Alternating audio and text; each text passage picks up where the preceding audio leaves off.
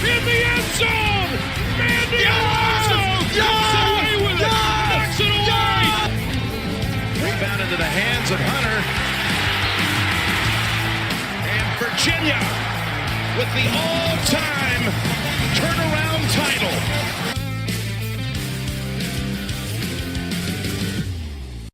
All right, welcome into another edition of the Cavalier Connection. Unfortunately, we just got myself tonight. My co-hosts are out gallivanting around town. Jack is actually making a little money as needed, umpiring baseball. And Jay is coaching his son's baseball team. So the good thing is we have a special guest tonight to make up for all of that garbage. I've got the 2023 All Ivy League tight end and graduate transfer, Tyler Neville, with me tonight. And also, I say 2023, but also 2022 as well. I appreciate you joining me. How are you doing tonight, Tyler? I'm doing well. Thanks so much for having me.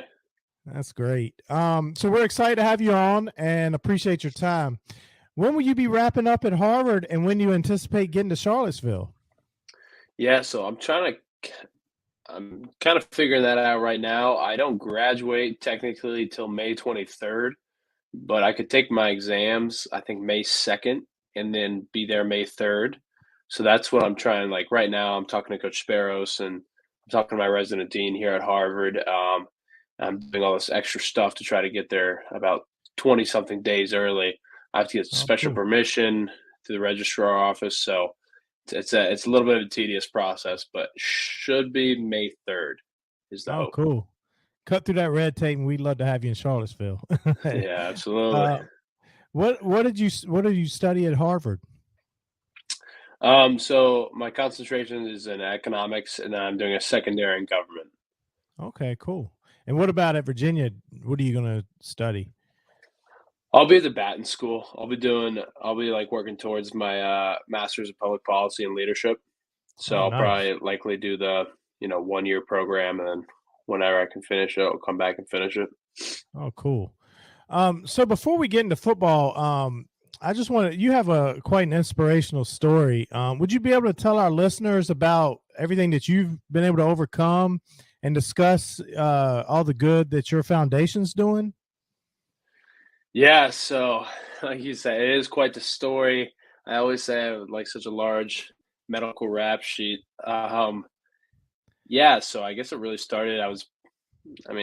Not that any of this is affecting me now, but I was born deaf. I was deaf until I think I was 3 or 4 years old. Didn't cost me much, just like probably 8 years of speech therapy. Couldn't say car until I was probably like 14 years old. And then around that same time, like middle school, I had I don't know if you've ever seen those people with a really concave chest. I have. We're like a sunken chest. Mm-hmm. So I had one of those real bad. And then when I was kind of hitting puberty and developing, it got worse and it started putting pressure on my heart and lungs. And I was just really a basketball player at this time. And I kept like getting lightheaded and passing out while playing basketball. And I was a pretty well-conditioned kid. I played year-round basketball. So I ended up having to have the NUS procedure done, which is a bar put in through your chest. They put it in kind of upside down. It's like a U shape. And they put it in upside down. They flip it, and it completely like shatters your chest and reconstructs your chest. And then it's in there for about 3 years. To like for your chest to rebuild around it. So then your chest is like, supported by the bone structure. And during that whole time, I wasn't allowed to play any contact sport. I was just a basketball player.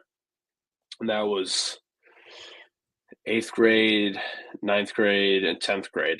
And then while I had that in, it was my 9th grade year, freshman year of high school. Right before it, actually, I was getting dressed for my brother's graduation, and I couldn't button kind of like my normal white button-down shirt that I usually wore for like church. And I was getting ready for my brother's graduation, and I couldn't button it. And my dad was like, "Oh, you're getting bigger, son. You're growing up. Get a thick neck." Like he was excited. My mom was a little concerned, but that was kind of like the first, sign. And then, you know, early in the year, I was having chest pain, and I thought it was because I had outgrown that bar that was still in my chest. So I went in for an X-ray, and saw a growth in my chest, and then immediately did a biopsy, which is probably can't see it, but there's a little scar right there from a biopsy. They took out about a half a lymph node. Doctor was literally like, um, "We don't think there's anything wrong," so we took out a half a lymph node instead of a full lymph node. We're pretty confident you're fine. And my brother was actually playing football at Army, and I had that biopsy on a Friday, and he's like, "You're all set. Like you can. We're going to have plans to go visit my brother that weekend." So went up visiting my brother. Got back Monday. Went to school, and when I got home from school, that's I guess my parents had gotten the call that day, and they came out back and told me I had cancer. um, Still able to play basketball all the way through. As the season progressed, I kind of declined with my ability. I just made varsity my freshman year, like 2 weeks before I got the diagnosis, and had a good first quarter of the season. Then I got slower, started being nauseous all the time. You're on like this kind of steroid to help with the chemo, so I gained a bunch of weight. Um, and I ended up doing I think eight cycles of chemotherapy, um, which equated to just over 8 months. Um, and so I was treated at CHKD Hospital down in Norfolk, Virginia. It was an amazing hospital. Like I've actually had a few surgeries there. The chest was done there as well. Um, I literally can't say enough good things about that hospital. The only downside is it is a children's hospital, so I was whatever 15, 16 years old while I was going through chemo there. And so I had a little bit of a different perspective as I was the oldest kid in the chemo ward. So that's really what inspired me to start the foundation. It was like every day, you see stuff that just kind of breaks your heart. And these kids, their spirits are still up, but they're really fighting for their lives every day. So just to be able to support kids in a situation like that, I knew it was kind of a goal of mine. And then when I finished chemo, I ended up being able to play football my junior and senior year of high school after I got the bar out. And then when I went to Harvard after my first year, I was planning on coming back and doing some fundraising events to go ahead and start this to actually just to fundraise for CHKD. And then as I was getting into it, I was like, I feel like this should be like an annual event. And then just my thought process led me to, create your own foundation, slap a name on it. And other people can, help you, work for you, and help build the brand to, whatever it is today. And yeah, so I mean, probably one of the best things I think I've ever done. I'm pretty proud of it, and pretty excited to see where that leads. Yeah, you should be. So I'm in agreement. CHKD is a great hospital. I have a son, and he's had a tough bout with Crohn's disease, and we've been there more times than we'd like to have been there, of course. And I see a lot of exactly what you're saying. It's just, even the struggles we have, we're thankful because you see some of the tough situations those kids are going through. And so, I mean, I definitely thank you for putting your name just to that hospital like that, and your foundation, what they do. So it's huge. So moving on to sports. So we actually, me, Jack, NJ, we're all 757. We're from the 757 too. So we love having 757 folks on the show. And I'm gonna blow your head up a little bit. I know you played football at Lafayette, tight end and linebacker, I believe. But you also starred on the basketball team, twice named All-State, District Player of the Year, tournament MVP 2 times. So the question for you is, are you actually coming to Charlottesville to help out Coach Bennett's basketball team? I wish. I mean, I know you guys know I'm a listener, and definitely during, the ACC tourney and March Madness, I tell my roommates probably every day how much I miss basketball. We just won the IM championship up here at Harvard. Nice. Um, and we're like, there's like 6 of us on my team. We're playing teams with like 18 players and coaches, and we're just out there having fun. But Right. I miss basketball so much. And Lafayette, when I got there, what my older brother played there, and they were okay, but they went like 500. They had like one district championship, and like school's like over 100 years old or something crazy like that. And they had like one district championship, and then we won it both my sophomore and senior year. Nice. And so that was a real big deal for me. And all of my basketball teammates I still keep in touch, still play with often. And yeah, in regards to UVA men's hoops, like I think I probably enjoy watching it more than your average basketball consumer, simply because like I grew up playing on, like, my dad was my travel basketball coach for the Virginia Venom, and we were like super defensive orientated. Like we trapped the crap out of you, and we were good. I mean, we were like, we were going like 30-4 every year, being top teams in the state, beating the team loaded. Then I played for a shoe team when I got into high school. But so I appreciate, Coach Bennett and how he runs, the defense on that team.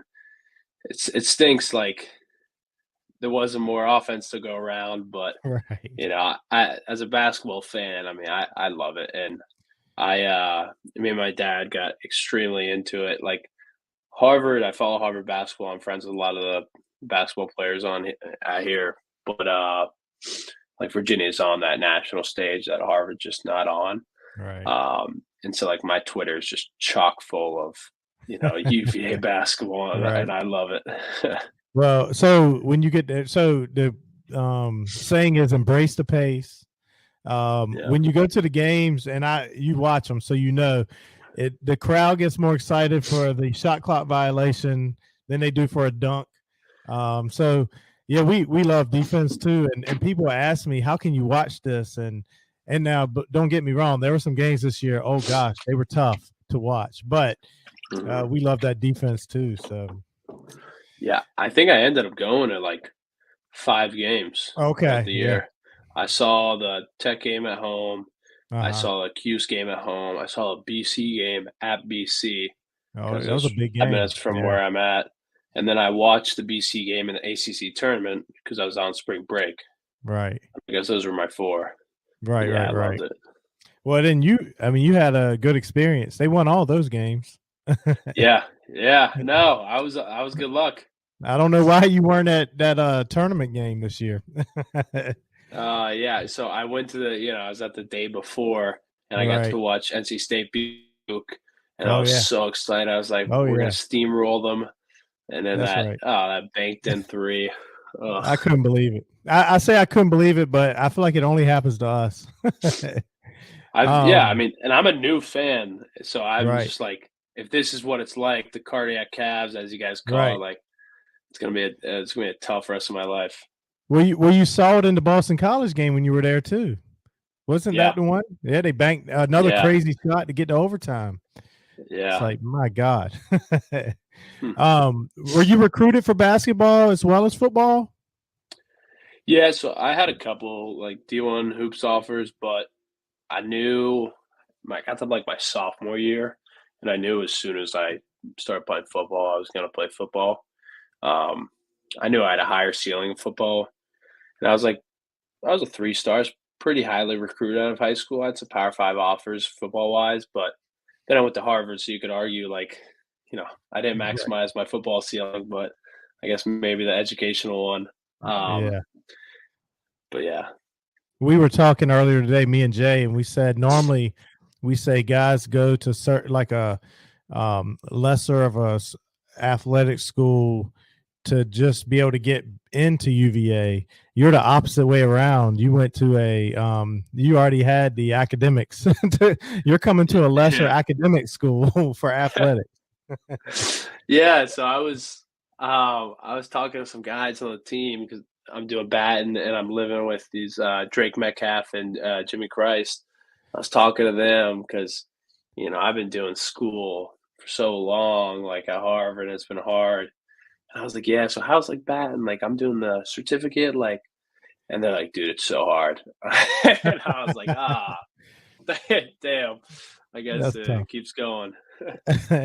Well, I don't know. Coming from Harvard, maybe it's a little easier than they realize. Did you didn't have any aspirations to do a sport? Did you? I told my plan was if I wasn't going to go to the league, I was going to walk on my senior year, but then I ended up being okay at football. So right. Yeah, I don't blame you. I would have had to drop like 70 pounds. Probably. I was a point guard in high school. Oh wow! Like 70 pounds ago. Yeah. You were 6'4" then too? Yeah, I was like hair under 6'4". I was like 185. I got recruited to play football as a 6'4", 180-pound tight end. That was my junior year. So yeah, you were a great size point guard then for high school for sure. Yeah, no, that's fair.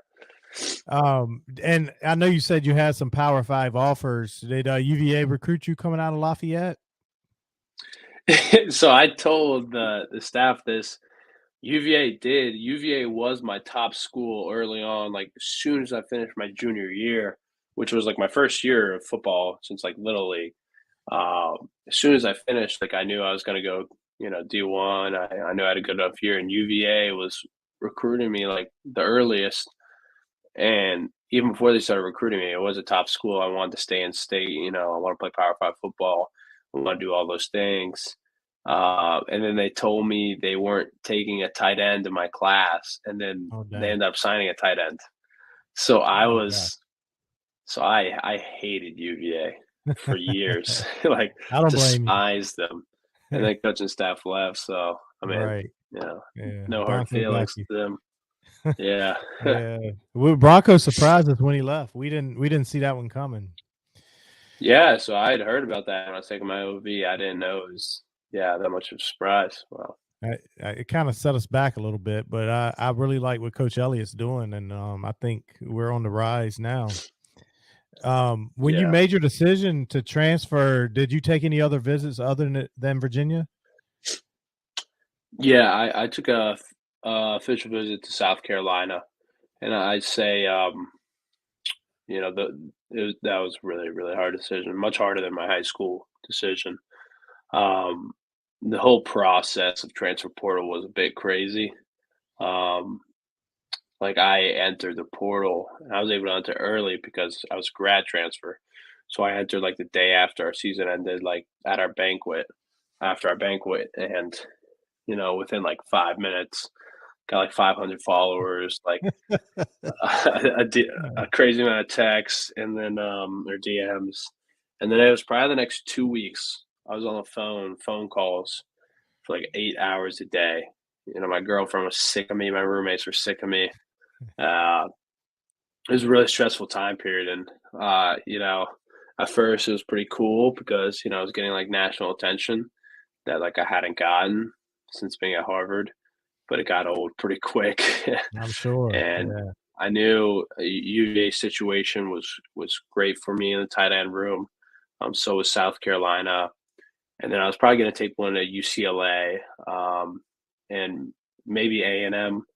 But then, I visited UVA. I really visited UVA like early before I even had like any top schools. And I kind of went just to check it out, check out the process. I wouldn't say UVA was at the top of my list. And I loved it. I loved the coaching staff. Katie was great. She set me up and like my official visit to Harvard wasn't like, there wasn't the bells and whistles they had at UVA. So it was eye-opening. And Katie did a great job with my official visit, and I love the coaching staff. Um, but I'd already promised South Carolina I was going to take a visit. I think I'd already promised UCLA.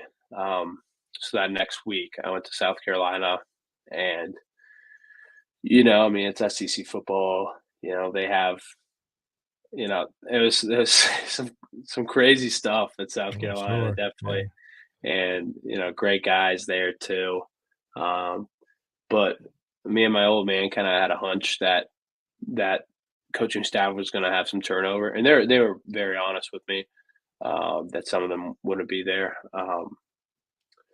and that when I have 1 year, really like 4 months to make the NFL, that wasn't very appealing. The fact that Right. my tight end coach or a bunch of guys on staff could be leaving, um, and so day after I got back from South Carolina visit, called Coach Kitch. I was like, Coach, like it's between you and South Carolina. Like at that time, I'd say I was 50-50.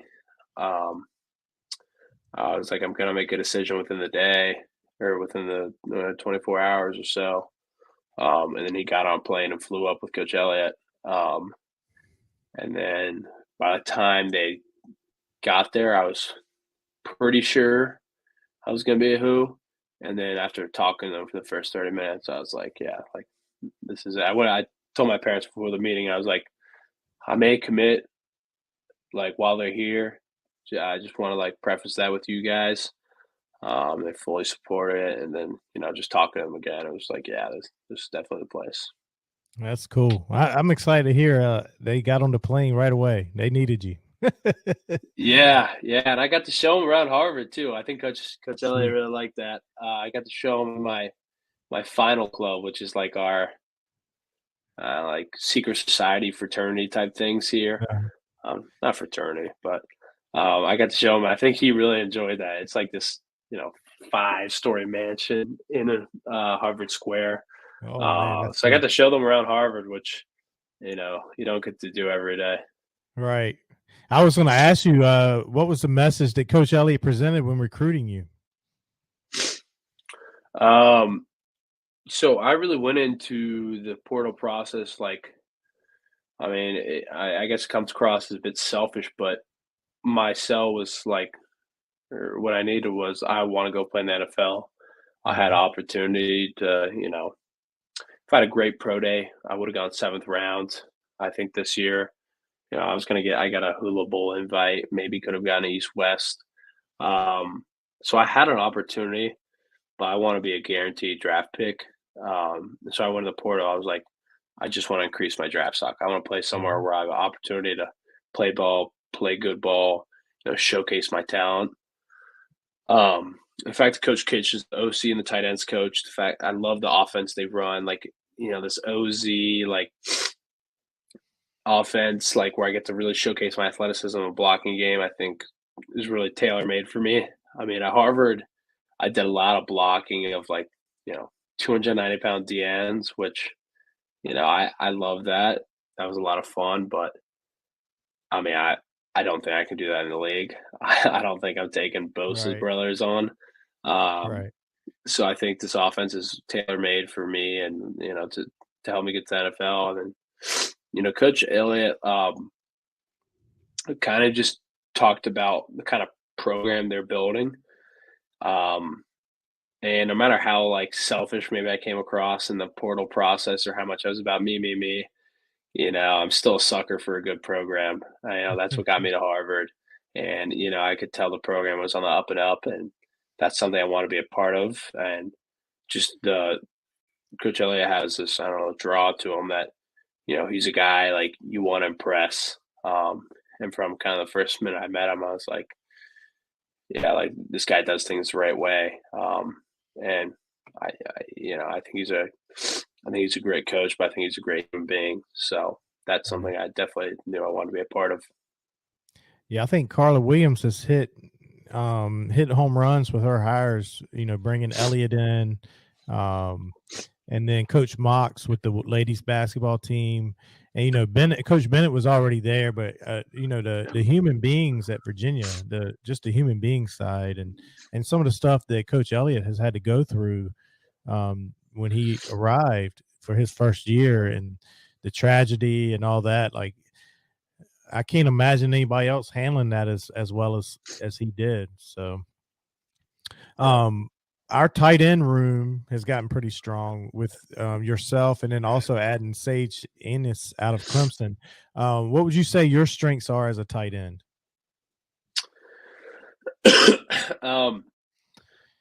I think I've been able to block in space really, really well. I think I've kind of been a do-it-all tight end at Harvard.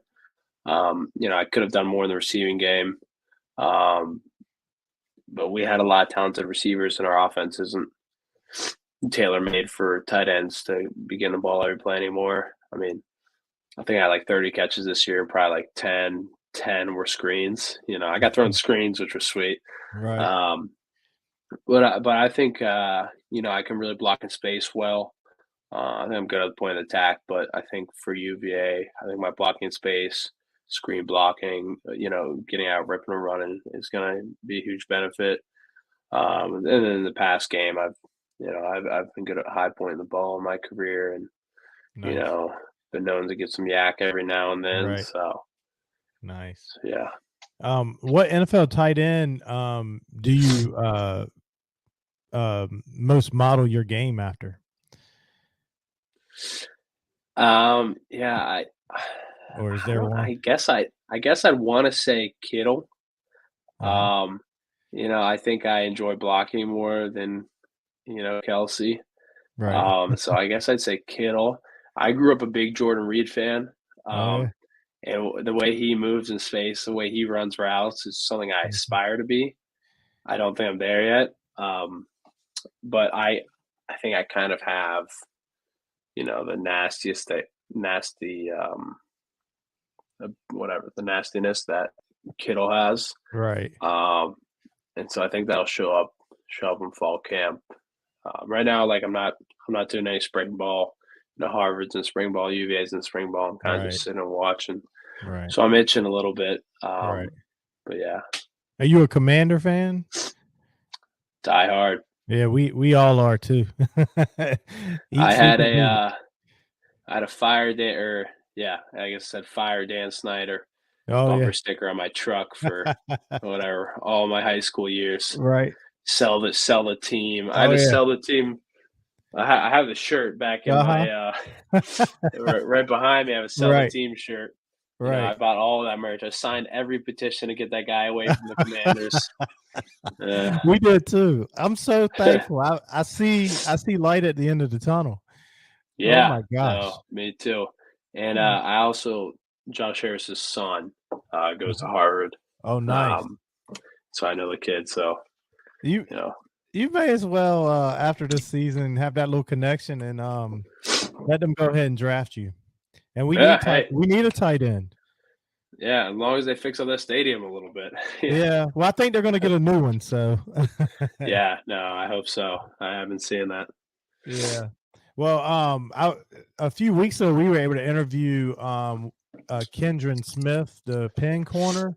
And I was going to say he was very highly complimentary of you, and he said actually what you were just talking about. He said you were a great all around tight end, and he was looking forward to hopefully getting up with you this summer. But we were discussing y'all had an exciting triple overtime game with Penn. Y'all won 25-23. What are your recollections of that game? I heard it ended pretty wild. Yeah, so I remember being frustrated that game. That game was.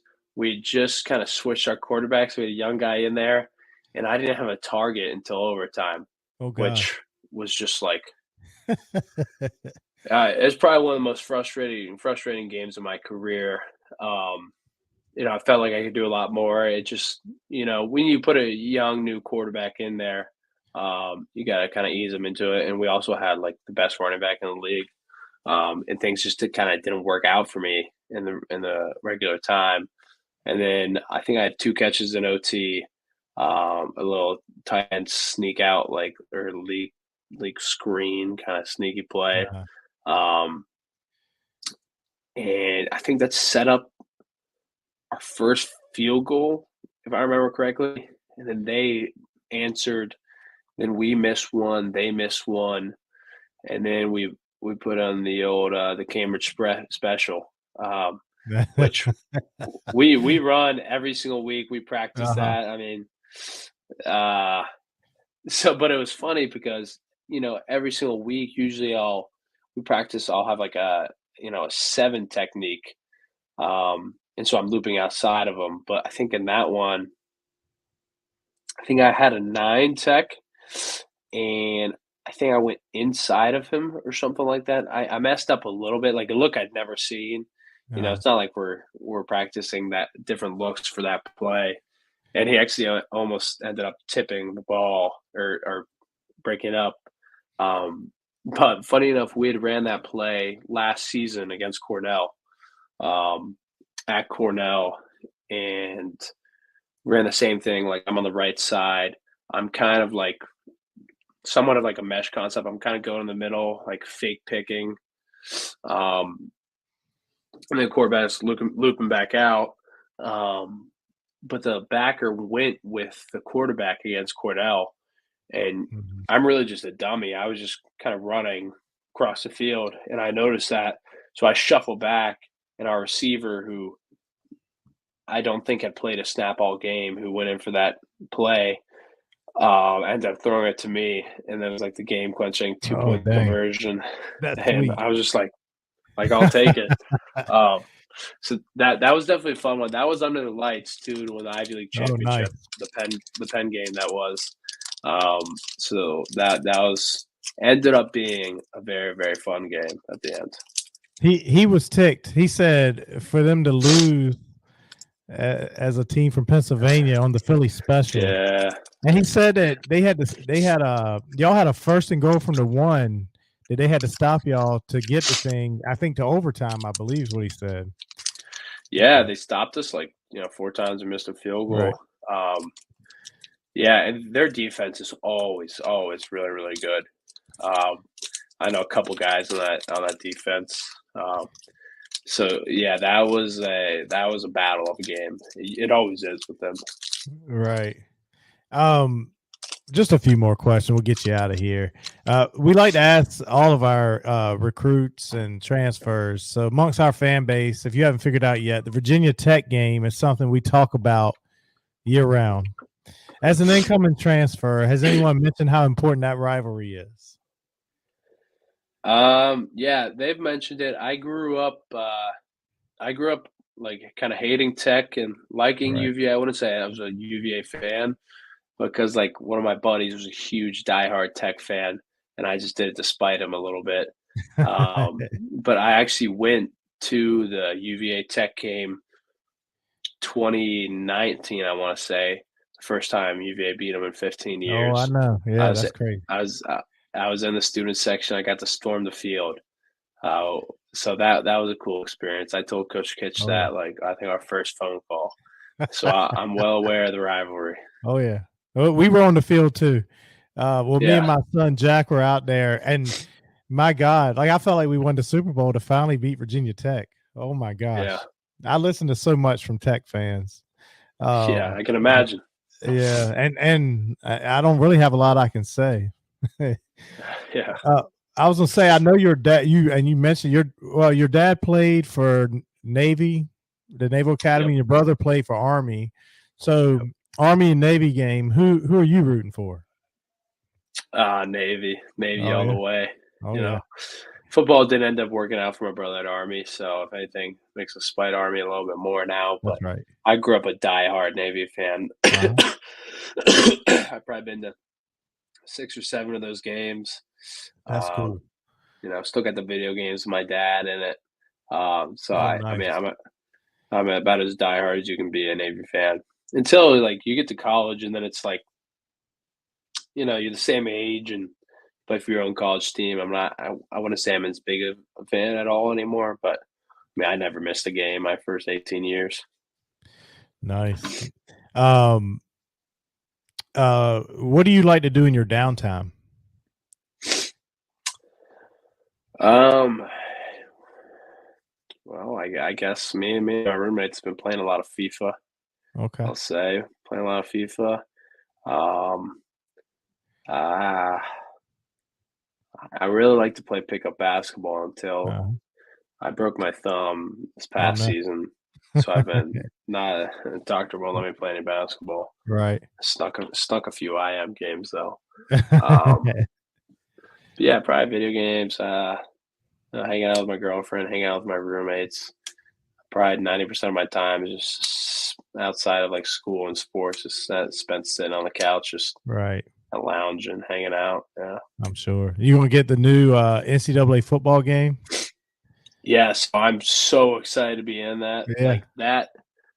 Um, I had texted Coach Sparrows just to make sure I'm in that game. Just how important it is to me. Right. Right. Because Right. I mean, I have NCAA 14 on the Xbox 360. I Yeah. play that every single time I'm home. That's Uh-huh. kind of all I do. So I was just home for spring break. I probably logged like 20 hours in a week. I'm on Do you year like have 20, 40 of the Dynasty. do you have yourself on the game, the 2014 game, where you the Uh, updated rosters? I don't because I'm 40 years into my Dynasty. Oh So yeah, every yeah, yeah. year I'll make like a new That's Tyler true. Neville. Right, And I'm right. on like Tyler Neville like the 28th right now. But Right. I swear to God, I can't even get them to come to whatever school I'm at every time. Like they're winning the Heisman like against me. Right, right. I know we have the NCAA 2014 for the Xbox 360 too. We have an Xbox 360 at our house, and that's the only reason we have it. It's the only game they Yeah. have that we have. And I know Jack, who's not with us tonight, but he's multiple seasons in himself. He's always on that game, and I know he had downloaded updated rosters, so that's why I'd asked. And he can't wait. Well, hope I'm a decent overall in it. When I was when that game was out, I used to have back in the day before you download the games, we'd always have that and Madden pre-ordered. You gotta make sure go to the Yeah. store with GameStop and pick it up the day it came out. There's nothing Yep, like it. absolutely. Got to call out, got to take a day off of work. Yeah, sick day. That's right. Do you have any closing thoughts you'd like to pass on to Wahoo Nation? Just how excited I am to get down there. Virginia, being in the Northeast, is definitely a different type of people. You know, being down in Virginia just for spring break. You know, I love the grounds, and I love the people. I just couldn't be more excited to get after it this season. Yeah. Well, I've enjoyed having you on tonight. I thank you for your time. Congrats on finishing up at Harvard, and we look forward to getting to see you in Charlottesville this fall. And we hope you have a great evening. Sounds good. Thanks, Jeff. Thanks for your time, and appreciate all you do for Wahoo Nation. Thank you so much. We'll talk to you soon. Have a great evening. Sounds good. Have a good one. Bye-bye. Thanks. See you. All right. So there you have it. Our interview there with Virginia graduate transfer Tyler Neville. It was great having him on tonight. Some of my initial takes from that interview, when he was trying to make his decision of where he was going to go, and he was going to take a visit to Virginia, South Carolina, and then he mentioned potentially UCLA. And after coming to Virginia, he knew he had told South Carolina he was going to come for a visit. And so he went to South Carolina, and he said he was 50-50. And he told, I don't remember if he said Coach Kitchens or Coach Elliott, I think Coach Kitchens, that he's looking to potentially make his decision that day. And I'm glad to hear that Coach Elliott and Coach Kitchens jumped on a plane right away and headed off to Harvard to give their final pitches. And so we're excited that he's coming to Charlottesville. It was also interesting to hear about that, Bronco Mendenhall had recruited him coming out of Lafayette, and then they decided, we're not going to take a tight end with this class, and then they took one anyway. So I know that soured him on the Cavaliers, but new coaching staff, and we're excited to have him. I guess he was being told potentially he could go on this year in the 7th round in the NFL draft, but he wanted to come to Charlottesville, improve his draft stock. And I think with all the moves that Coach Elliott has made in the transfer portal, that this is a great situation for him. And I expect he'll probably excel and an opportunity to show his talent against, the ACC. So, couple of additional things, some takes is, it's really an inspirational story that he told about. It's amazing how far he's come with the steel bar in his chest and not being able to play football, and then also the cancer that had came in, and he just fought through all of that, and to be where he is now is just a great story. And then to have the Tyler Neville foundation and what he does for the kids, it's just, that's outstanding stuff. So I think we got a good one, and everyone we've interviewed this year that's coming in, I'm really excited about. Coach Elliott is he worked the portal. I don't know what our ranking is. The last I'd seen, we're inside the top 20 as transfer portal rankings, and the recruiting classes moving forward. 25. Really, I see some strong stuff, and so I think Elliott's got this program going in the right direction. I also thought it was pretty cool that Tyler was on the field when Virginia beat Virginia Tech in 2019. To know that passion is there, and he's out there. He's just like the rest of us, bouncing around on the field, and he knows what that rivalry is all about. So we're looking forward to having him in the fall, and looking forward to the season. And I thank him again for coming on. So last thing did want to discuss tonight, we do have our Cavalier Connection tournament bracket, and we're at the Sweet 16 now. And so, looking at the standings, things aren't looking too hot for your host tonight, Jeff. We got 51 in the group, and I'm sitting at a lowly 38th place. But leading the pack is a Wyatt to be, and I think I know who that is. And boy, it's gonna be something else if he goes ahead and wins this thing. We're gonna have to make a celebrity out of that guy. I know he'll wear that shirt proudly. Red Boys 33's picks 1 is coming in second, and both Wyatt and Red Boys both have North Carolina picked. Eric Bowe has Purdue, and then there's a big old tie group with 490 points, and we go down the line. We got in 6th place somebody named Nanon 712s. I listen to this one all the time, who's inside the top 10, and then also a David Lowe inside the top 10 with a Tennessee pick. And I have to scroll down though. Co-host Jay Ballard, who chose his kids over the connection tonight. I don't get it, but just kidding, Jay. Hope y'all are doing well. He's 24th place. And then you got to hit page 2, it looks like, to get to Jack. And Jack's in trouble. And, page 2, I'm there too. Jack's in front of me right now by he's in 30th, but Wisconsin winning the national title is not going to happen this year. So tough break for Jack. He's already on the show, so I guess there'll be no reason. I guess he'll say that's why he's not going to win. As looking at all the picks, it looks like only 2 folks national champion is out. I still have my Final Four available, and so keep checking it. You can't change anything anyway. I got maybe my first 9 picks, first 9 games were right, and then things fell apart as they do everywhere, every year. The busted bracket is a common theme. But Sweet 16, the ACC was run down. What a terrible conference we are. And I know Virginia didn't have a good showing, but other than Virginia, we got 16 teams left, and the ACC has 4 of those teams. So run us down all you want. Seth Davis, Joe Lenardi, and there's many of you out there. But the ACC is still going strong, and it's tough because, I don't want to pull for Duke. I don't want to pull for North Carolina, but dang, I got to pull for the ACC some here to defend us. And Clemson, apologies out to Clemson.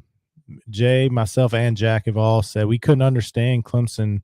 There's never a doubt Clemson's in. Clemson's a top 3, 4, 5 seed, and they end up with a 6 seed.